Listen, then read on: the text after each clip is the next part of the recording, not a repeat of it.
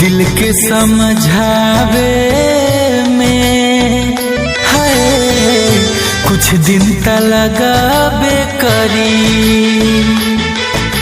हो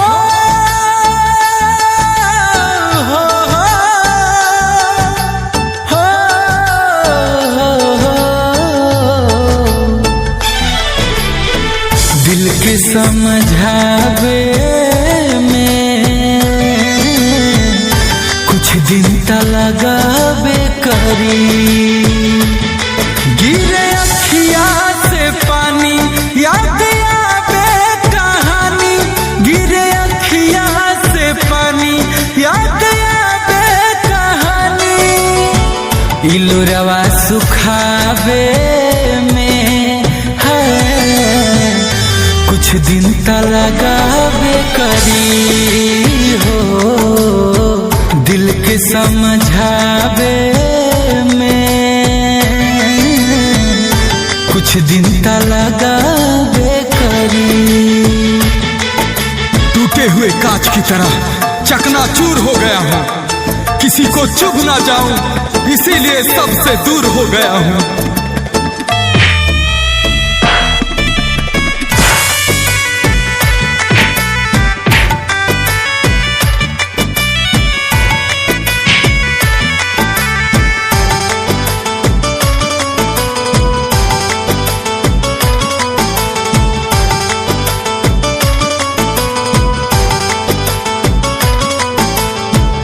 जतने भुलाइल चाहत बानी अतने याद सतावे। लौके उनकर दिहल निशानी और बेचैनी बढ़ावे।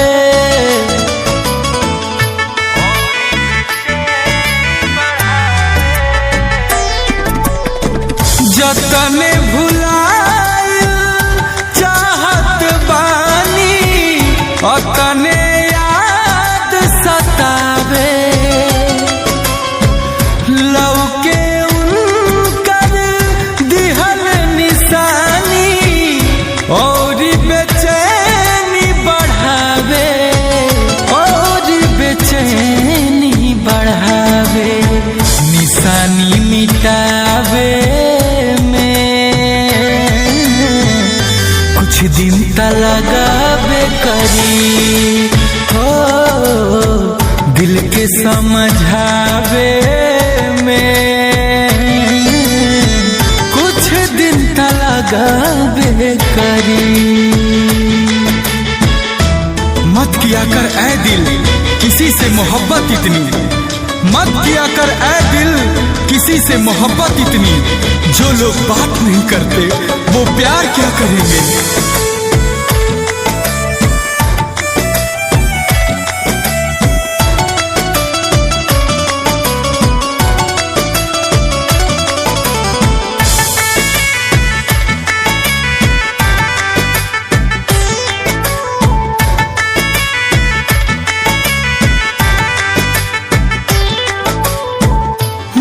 कर मीठी मीठी बतिया सुने के बाटे अदतिया।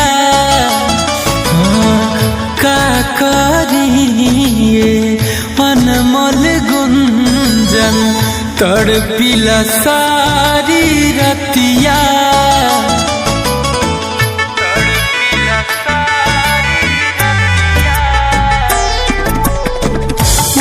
कर मीठी मीठी बतिया सुने के बाद अदतिया।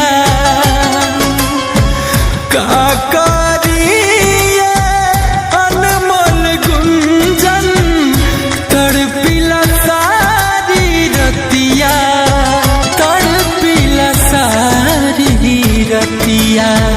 जान के भुलावे कुछ दिन त लगाबे करी।